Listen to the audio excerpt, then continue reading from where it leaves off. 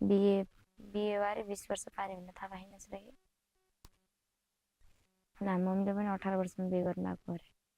हाम्रो मम्मीले सानोमा बिहे गरेको दुःख भन्नुभयो त्यही भएर तँलाई के लाग्छ बिहे गर्ने यस्तो अहिले नाइ पारिस सिक्यो नाइ के थाहा होइन के किन हाँसिस् हाँसिस पार्न त हाँसिस त्यही त अनि कोहीले बाल बिहे गर्ला भने तैँले के भन्न सम्झाउँछ यस्तो बाल बिहा गर्नु हुँदैन बाल बिहा गरेपछि कानुनले कारवाही गर्छ त्यसरी के समाजमा पनि नराम्रो सोच्छ अनि पढाइमा पनि के अरे पढाइ पनि राम्रो हुँदैन अनि त्यस्तै त्यही त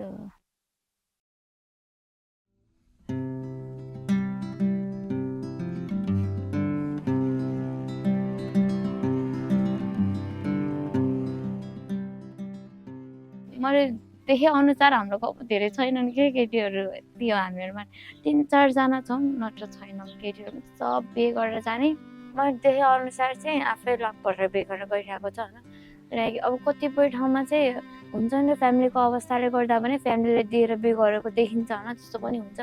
तर हाम्रो गाउँमा त्यस्तो छैन कि बिहे आफ्नो लक पर्छ अनि बिहे गरेर गइरहेको हुन्छ कतिपय फ्रेन्डहरूको त बच्चा भइसकेको छ कि होइन अनि यस्तो बाटोमा भेट्यो भने चाहिँ तेरो आन्टी हो भनेर देखाइरहन्छ कि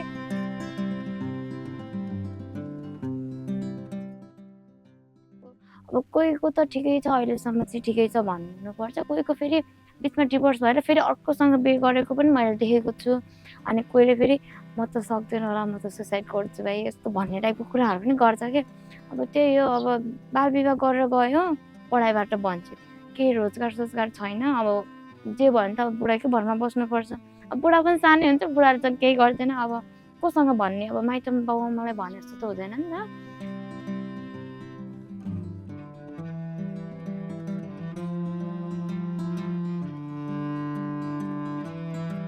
अब हामी कलेज गएको देख्दा चाहिँ अनि त्यसपछि गएर तिमीहरू चाहिँ कस्तो लक्की रहेछ अरे अनि मैले चाहिँ बिहे गरेँ अनि त्यसपछि गएर यस्तो भयो अनि घरमा जहिले झगडा हुन्छ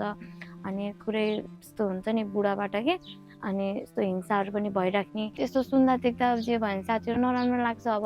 सक्ने जति चाहिँ सम्झाएकै हुन्छ होइन अनि त्यसपछि के भयो भने चाहिँ मेरो फ्यामिलीमै त्यो भएको सबै होइन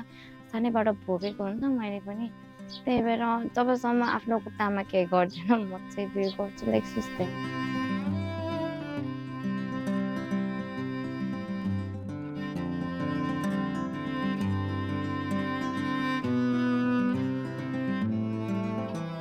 गाउँघरमै जन्मेको म मेरो बाबा मम्मी पनि अब त्यस्तै किसानी काम गर्नुहुन्थ्यो त्यस्तै गरिब परिवारमा भनौँ न हुर्केको हो म पढ्न चाहिँ पाएन मैले किनकि हामी अब भाइ बिनाहरू धेरै थियौँ दाइले पढ्नुहुन्थ्यो दाइले पढिसकेपछि कहिलेकाहीँ रडले दाइसँग म स्कुलमा जान्थेँ गइसकेपछि घरको अब त्यही पारिवारिक समस्याले गर्दा अब तिमी स्कुलमा गयो भने घरमा काम कसले गरिदिन्छ होइन अब विशेष गरी अब गाउँघरको चलनमा छोरालाई नै पढाउने थियो कि अनि छोरी अब तिमी अर्काको घरमा जाने जात पनि भयो त्यही भएर जान पाएन स्कुलमा म स्कुल पढेको छैन विवाह चाहिँ मेरो त्यही 18 वर्षको उमेरमै भयो हुनलाई बिहा भइसकेपछि 19 वर्षमा नानी जन्मिन् गाह्रो नै अवस्था थियो कि नानीलाई हुर्काउन पनि गाह्रो सम्हाल्नै गाह्रो थियो नि त केही नजानेको हुने तेल लाउन नुहाउनदेखि लगेर हरेक कुराहरूमा अलिक गाह्रो नै भयो अलिक परिपक्व भएर हरेक कुरा बुझेर जानेर बिहे गरेको भए त्यो दिन आउँथेन कि भन्ने हुन्छ के त्यही भएर त म अब हामीले अब मैले अब मेरो ठाउँमा मैले दुःख पाएको भएर मैले नानीहरूलाई भन्छु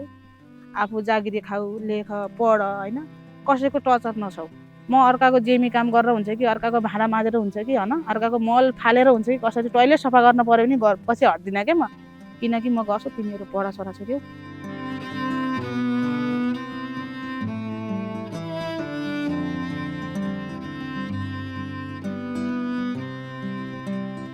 किन हुन चाहिँ मेरो छोरी 18 वर्षको पुग्यो होइन म उसलाई कस्तो सोच्छु भने अझै सानो के उनी अब